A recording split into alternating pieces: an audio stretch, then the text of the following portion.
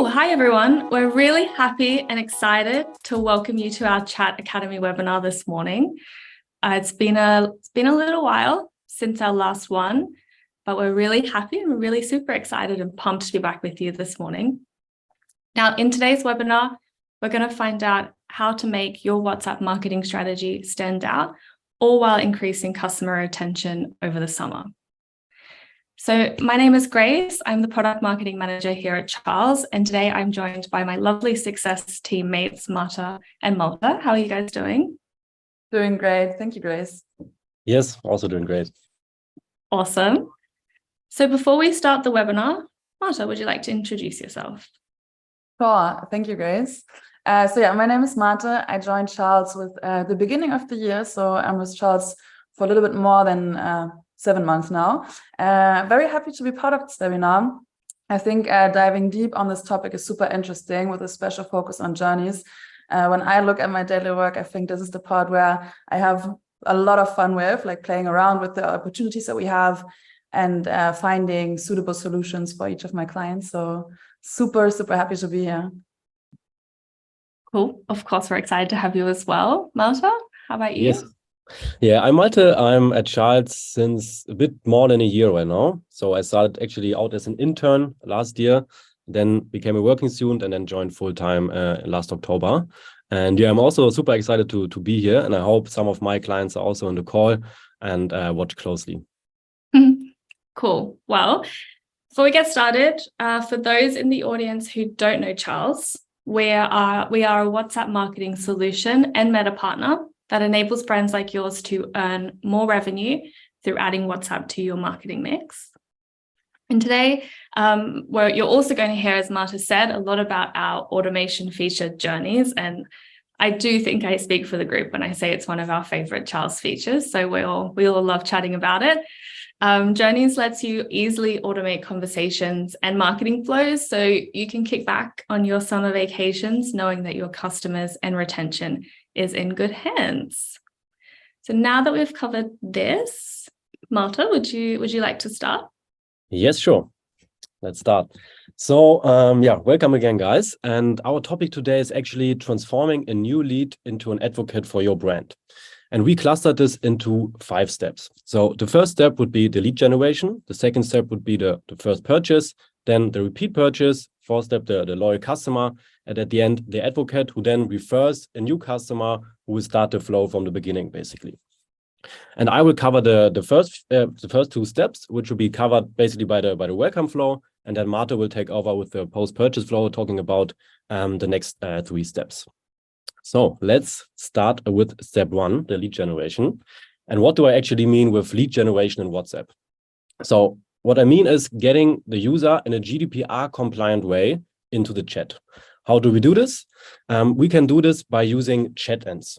Chat ends are just the entry points for the user to get into chat. So this could, for example, be a pop-up. This could be a social media, an Insta story, for example, or this could also be an email sent out, like an email newsletter with a CTA button in it. And as soon as the customer clicks on the CTA button with the WhatsApp link behind it, they will get redirected into WhatsApp and will go into the opt-in flow. So we have the chat ends and then the opt-in flow.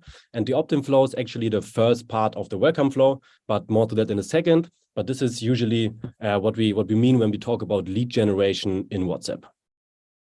And I could see here that we have 2 opt-ins. So what's the importance of this double opt-in? Yes. So we want to be GDPR compliant, right? So we need a double opt-in. So in our case, this means the customer clicks on a chat in and writes us a message, hey, I want to sign up, would be the single opt-in. And then we would have a request, hey, do you really want to sign up and get notified on WhatsApp from our brand? And if the customer then clicks on yes, it would be a double opt-in, and then it would be GDPR compliant. So we would be on the safe side here. Okay, so if the members of our audience know it from like email marketing, it's very similar. Yes, basically the same. Okay, cool. All right, but before we dive into how the welcome flows work, how we can set them up, I want to talk some numbers first, right? To really state the importance of welcome flows. So the first number would be a revenue number. So we have several clients that made already more than 1 million revenue a year with those welcome flows. And actually, the welcome flows are also pretty heavily used by our clients. So roughly 90% of our clients actually use welcome flows. So you can really see this is a big use case and a really important one. And we also see a 95% rate from people who enter the WhatsApp channel to a double opt-in. And to just state some customers, you can see Versus Benefits, Worst Behavior, Reishunger, Snox, Anita Haas, just to name a few that use our welcome flows very successfully. All right, but how can we set up this welcome flow and how does this actually work? So you would see here a full welcome flow, basically, and we clustered this into 4 parts. So the first part would be the double opt-in request, what we already talked about a second ago. So the customer comes in, gives their consent, and then they're GDPR compliant in chat. The next part would be the segmentation. After that, we could do a few tests with a random split node, and then we really want to trigger the first purchase. And now we were going to dive deep into those 3 steps, and we're going to focus on segmentation, random split, and first purchase. So let's start with the first one. So remember, we got the customer in, right? They gave us their consent, and now we want to find out some information about them. So we could do this by asking questions directly in the welcome flow. For example, we could say, hey, what do you want to receive on WhatsApp? Do you want to receive product launches? Do you want to receive discount codes? Or do you want to receive both? So we really want to find out some relevant information about the customer to use it afterwards for campaigns and stuff. And our 3 tips for the segmentation would be, tip number 1, keep it to maximum 3 questions, right? You don't want to have too many questions because the customer might drop off or might get annoyed. So stick to really 3 questions and really make them relevant, which is actually point 2. So keep to relevant questions. We don't want to know what the customer likes for dinner, right? We want to know what they want to receive on WhatsApp and what kind of brands they like, for example. And the third tip would be always at the I want it all option. So in this example, we have, we're asking the customer, do you want to be notified about new arrivals, or do you want to be notified about discount codes, or do you actually want to be notified about all of them? And there would be an option to click all, and then they will get the preference all. And to maybe name an example, so one of my clients actually, Carvalho, that's a brand doing horseware, and they have a lot of brands on their platform, right? And for example, they ask in a welcome flow, hey, which brands are you most interested in? And then the customer clicks, for example, on brand number 1, and then whenever there's a drop for this brand or discount for this specific brand, they can send a message like very segmented to this audience saying, hey, we know you like this brand. We have 50% discount today. Get yourself a PC or whatever. Right. So this is how the segmentation works. And Marta, I see here on the screen that there's a lot of these managed tag things. Can you explain a little bit more about what those are? Yes, great question, Grace. So in this case, we ask the questions and then we want to store the answer, right? So as soon as the customer, for example, clicks on the first button, clicks on new arrival, they would get a tag, and this tag would mean, this customer is interested in new arrivals. And then afterwards, we can say, when we build a campaign, for example, and select the audience, say, we want to contact everyone with an opt-in and everyone with the tag new arrivals, or for example, later with the tag brand A, brand B, whatever. But this is actually how the tags work and how we store the answer at the end. Okay, cool. Awesome. Now let's move to the testing part.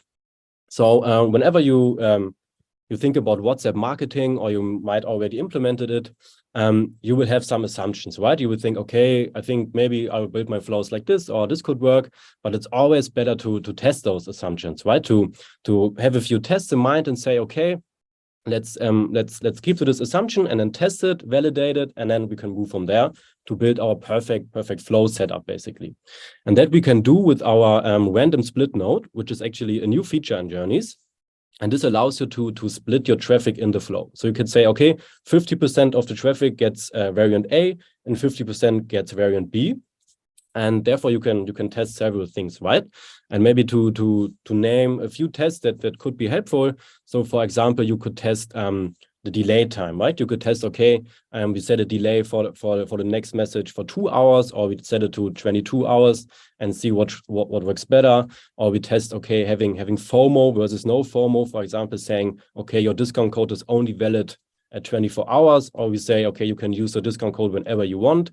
And then afterwards, we can check the performance and actually see what works better for our brand. Or for example, you could test 10 euros off versus 10% off, right? So those are just a few tests that you can do, but it's actually, a lot more to explore basically. But one pro tip on this would be also to only test one variable at a time, right? So keep to one test it, validate it, and then if you have the right results, then you can test the next thing. But we won't advise you to test several things in one flow, right? Maybe stick to one test for a few weeks and then do the next test, basically. And have you seen any really interesting test cases from clients so far? Yes, so I've seen a few tests. I mean, the note is pretty new, so I think customers are basically still playing around a bit. But I saw a few tests regarding like CTA buttons and also regarding the amount of the discount code. So I think there are a few nice ones that you can test. Thank you. All right. Now we come to the last part of the welcome flow. So as you remember, we got the customer in from the chat-in. We got their consent, right? We segmented them. We asked a few questions. We also tested some things for us to find out what works best. And now we want to really trigger this crucial first purchase, right? And how would we do this? So for example, we have on the chat-in, hey, sign up to get 10%. And after the user signed up, segmented, and so on, they get their 10% discount code, right? Saying, okay, hey, here's the 10% discount code now. Here's the CTA button. Click on it, and you can redeem your code basically. And then what we can do is waiting for 23 hours with a time delay, and then adding an if condition. And we could say, okay, if customer has not bought the last or has not bought at all with the code WhatsApp 10, for example, then we're going to send them a reminder, hey, you still haven't used your discount code. You might want to use the chance now. Here's the link to the shop, right? And there's also 3 tips on this from our side.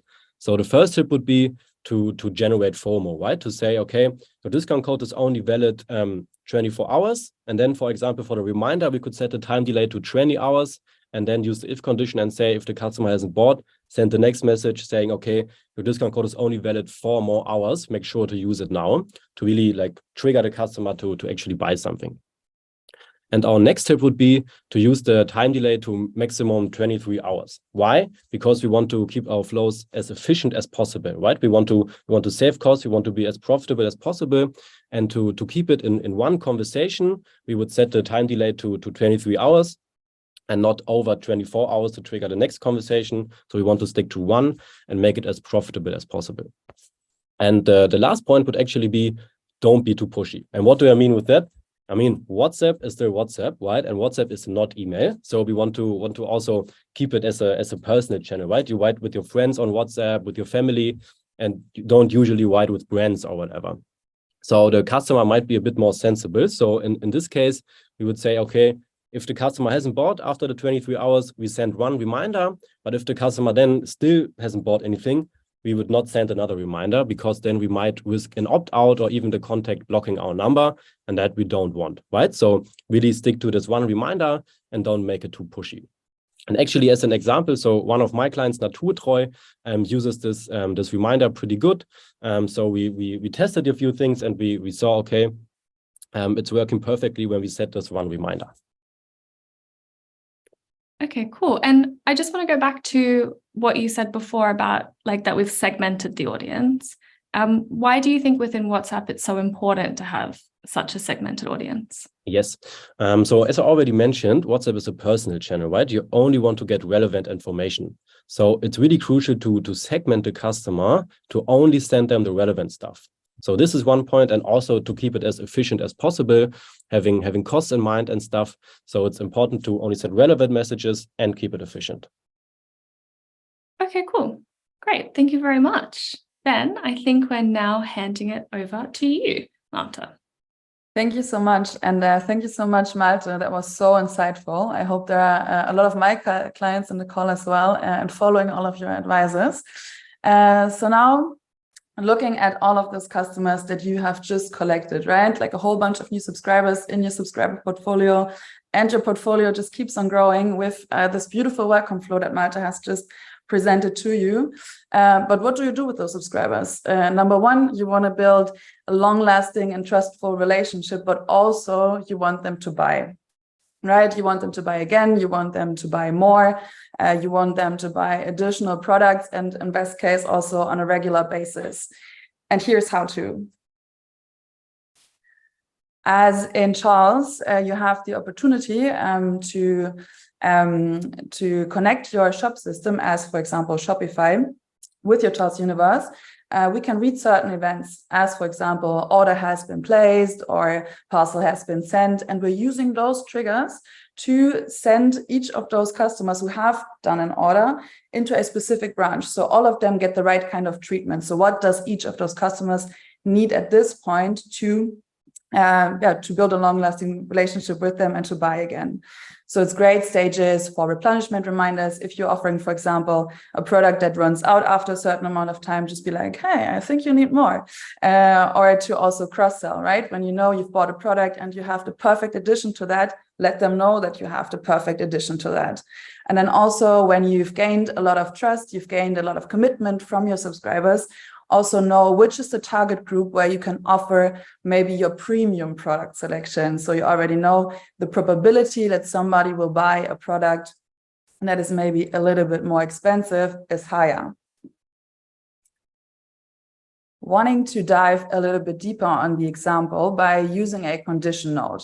So what I've just said is that we read, for example, the event order has been placed, and then creating branches for each of those customers depending on their purchase behavior. Where we look in the first example at a customer that has only bought a sample or maybe just a small portion of the product or experience that you are selling. So in step number one, you obviously want to introduce them to your WhatsApp channel. So housekeeping rules. What does your WhatsApp channel provide? What can they expect? How are you playing at WhatsApp? And then making sure to take the opportunity to get feedback in, right? Because if a customer has only bought a small portion, then you can ask, hey, are you actually happy with what you bought? So sell more. Or if they're maybe not as happy, offer them something different. So this is the point where you can really dive into what do they need at this point in order to make their first full purchase, which would be branch number 2. So again, the starting point is the same. You already gained a little bit more commitment from your customer. You welcome them to WhatsApp. And then this would be the example for the replenishment reminder. You say, hey, maybe you need a refill, maybe you need more.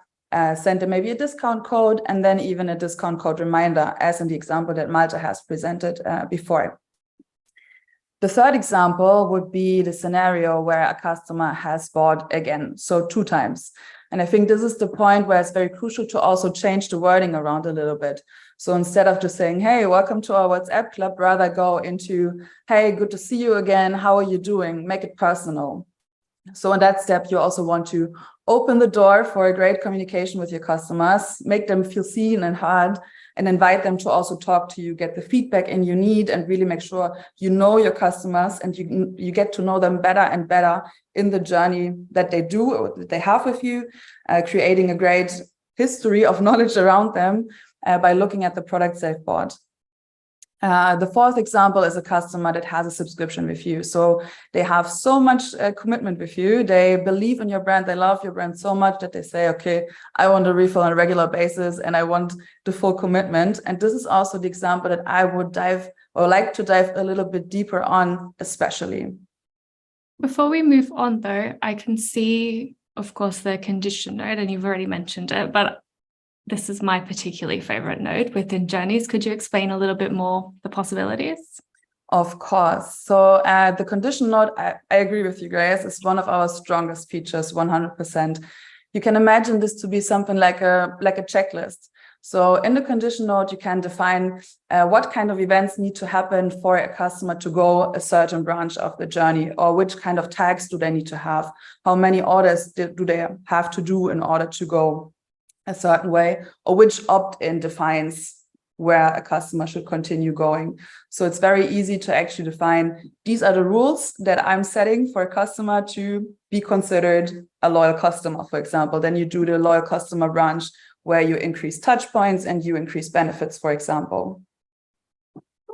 Thank you very much. Very cool.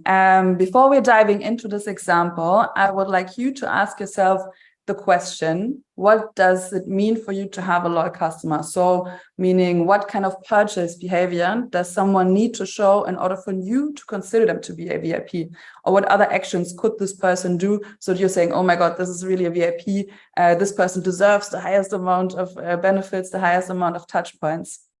Also, the other part, what benefits are they getting from you? So what is the motor that is driving them to maybe do the next purchase to become a VIP? So really a clear communication maybe around what is expected.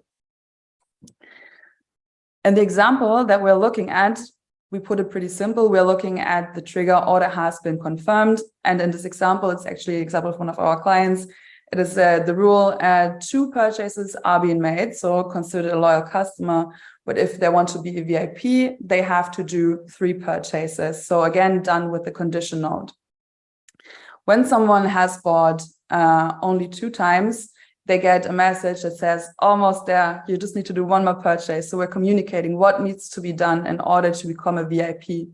And then checking if for 7 hours, no purchase has been made, we make it a little bit easier for them. Hey, we have a discount for you. Please use it. Here's 15% off, because when you're a VIP, there's waiting some extras for you. As soon as a customer has done 3 purchases, the trigger order confirmed is obviously being triggered again. And then all of those customers, they get a tag. So customer VIP, they're being welcomed to the VIP family, and they are being aware that now they have the maximum amount of benefits being set in place for them from your side. And Marta, why do you think WhatsApp is the best channel for building this loyal relationship with customers? That's a very good question, Grace. I think number one, I think Malta also mentioned this. This is absolutely a trust-based channel. WhatsApp is that kind of channel where you meet family and friends, and you want to build trust, right? You want to be loyal. You have a wide range of accessibility, and yeah, you're very, very close with your customers on that end. Cool. Thank you very much. Cool. So as we are now looking at our advocates, so those kinds of customers that stand up for you, those kind of customers that see you as a love brand and that really create more value for you. So in this example, we are looking at a customer that has been offered a voucher. So they have the option to either go shopping directly, just go ahead and use your voucher, but also they have the option to simply share the code that they've just received. When they choose to use the discount, they get the tag referral. So we want them to share the discounts with their friends. They get a little intro that basically says, hey, you just have to copy and paste the next message. The next message comes that they have to forward. In the message that they forward, there is a little Vami link in. So this is the same as any other chat. And basically, when they click on it, this is the invite to your WhatsApp channel, and the people that are being referred have a starting message predefined, and this opens up a new journey that they can enter. Obviously, those customers that are willing to share the discount and share your platform with your friends, they should also be rewarded and getting a discount afterwards.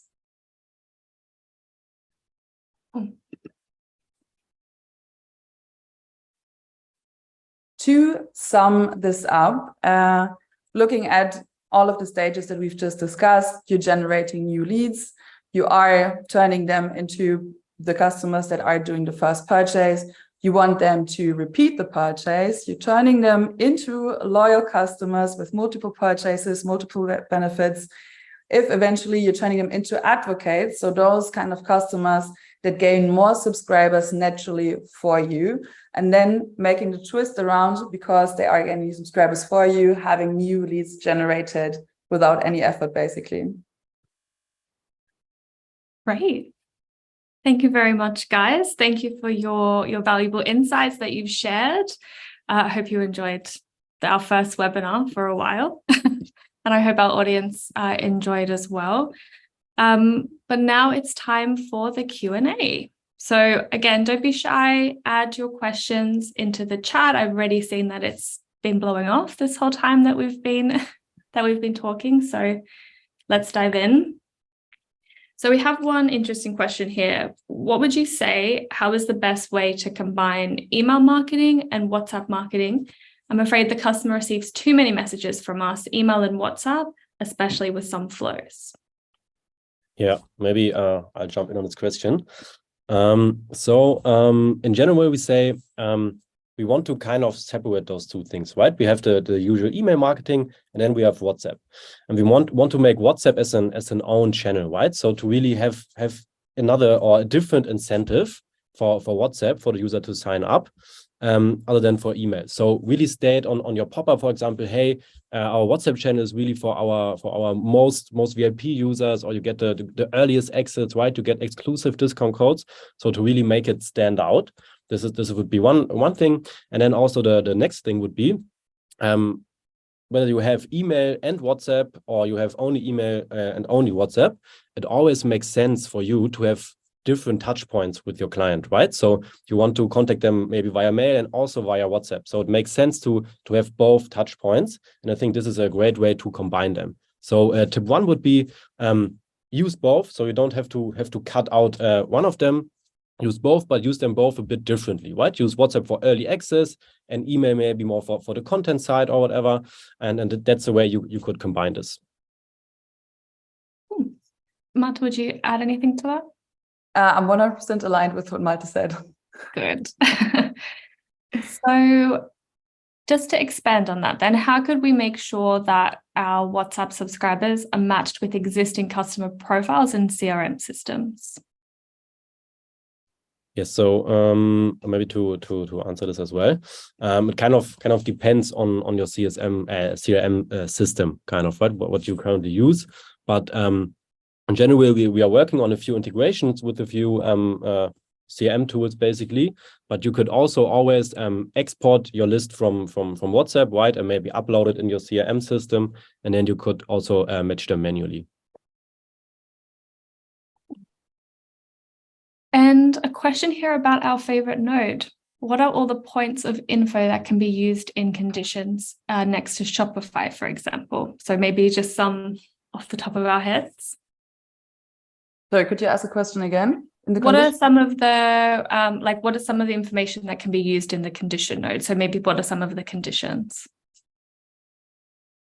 I think to look at the core of the condition node, it's I think opt-ins and tags that we look at, as well as the order history that we can define to choose which way a customer should go in the journey. Yeah, and maybe to add to that, so because the question was, I think, without Shopify, right?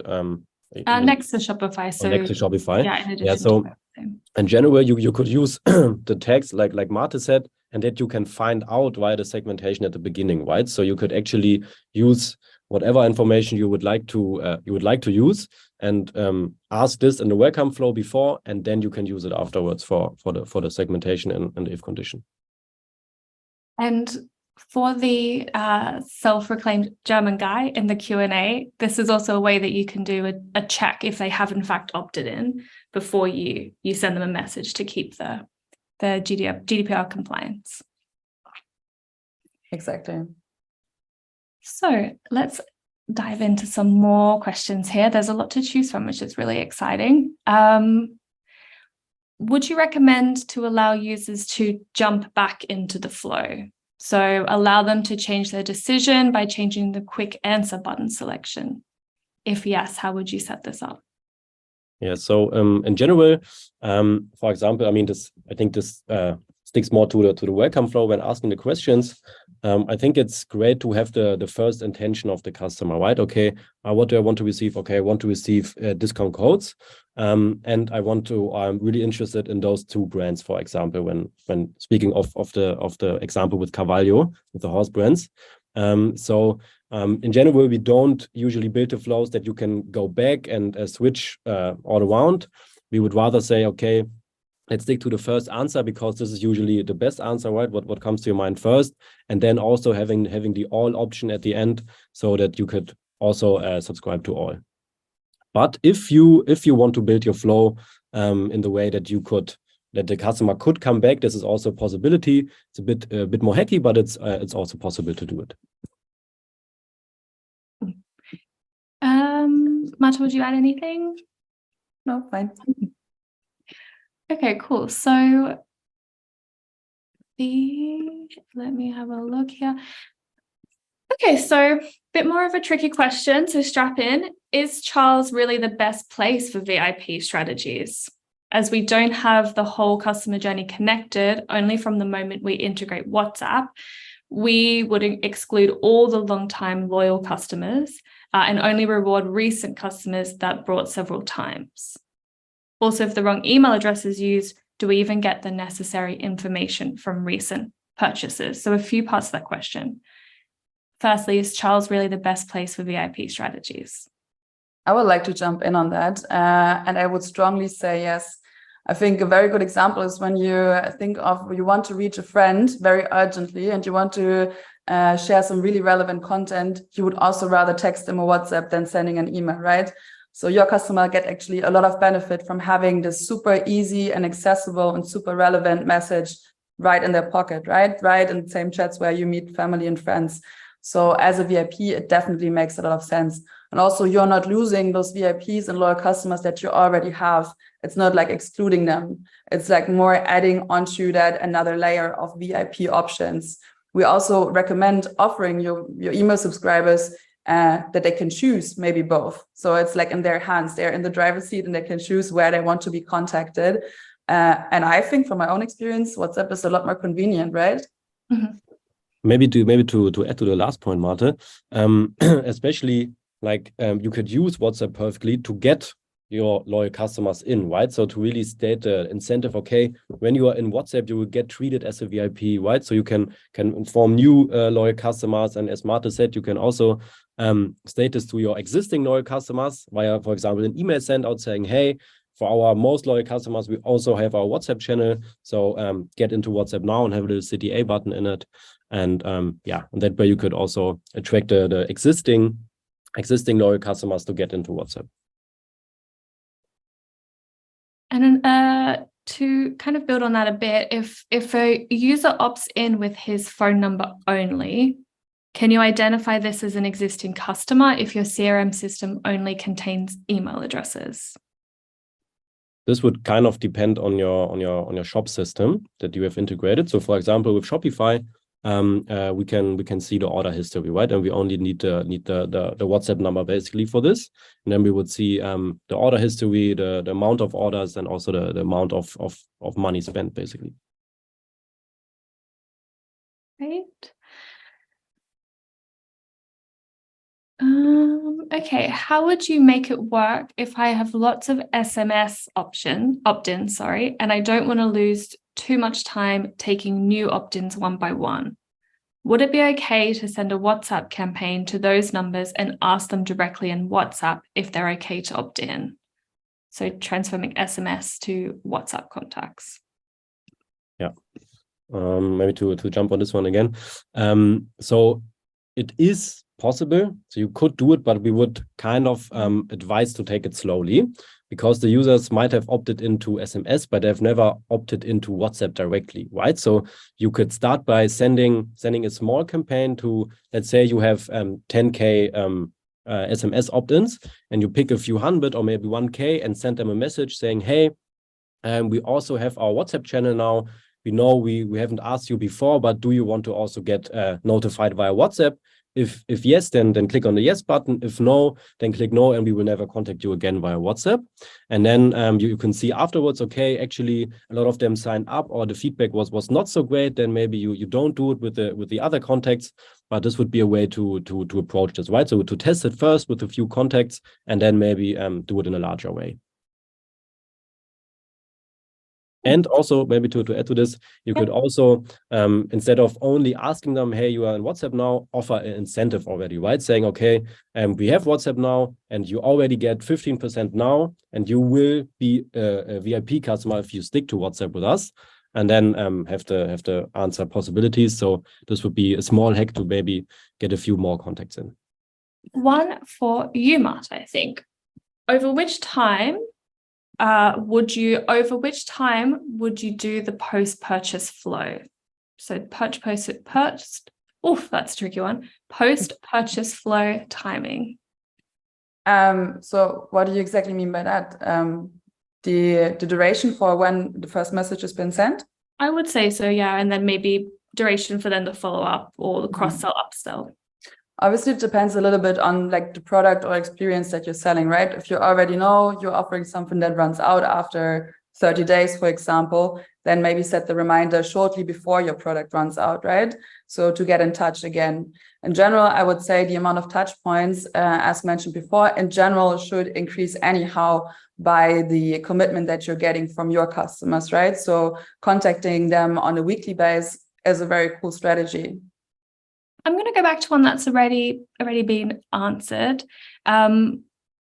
Is it better to ask, so this one is about segmentation. So is it better to ask the information about the customer before giving the customer a discount code in the welcome flow? So segmenting questions before or after discount? I mean, in general, what we see is the user is much more likely to answer if they have the questions before the discount code, right? Because they want to get the discount. That's where they signed up in the first place, maybe. And then they wouldn't mind to answer a few questions. But if they say, okay, here's your discount code, and can you also answer a few questions, then you might lose some users. True. Okay, I lied. We're going to ask one question because they've caught me with the big question is. So this person says, sure, the welcome, post-purchase, and also the VIP flow totally make sense because they've validated their performance in email marketing. The big question is, do you have data that shows that despite the high cost from Charles and Meta, the post-purchase and VIP flow are making financial sense and are profitable? So what you can definitely see is that commitment obviously increases, and the target group that you are sending a higher amount or higher frequency of messages is this target group where the probability of purchasing again is also like a lot higher. So you're reaching those customers where you already have the commitment, and it does make sense to increase touch points to, like, as I said, build a long-lasting and trustful relationship. So on a financial perspective, you are obviously sending less messages, but on a higher frequency to those that are actually more bound to you anyway.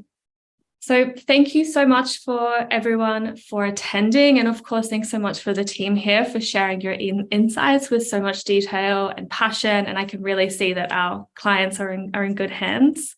Finally, if you would like to stay in contact with us and as well find out how you can make WhatsApp work for your business, you can just scan this QR code that you see on the screen. This is actually going to show you what the experience of journey and journey flows is within WhatsApp and all of the possibilities with this feature. So it's a very cool flow. I can say that because I made it, so I'm a bit biased, but I would really recommend that you scan it. And it'll take you through. And at the end, if you would like to book a demo with us, it gives you that option as well. So this was really fun. I hope everyone enjoyed. As I said, it was our first one for a while, and it's first of many to come. So we're really excited. Expect some cool customer stories to come. And yeah, thank you again, everyone. And we'll see you next time.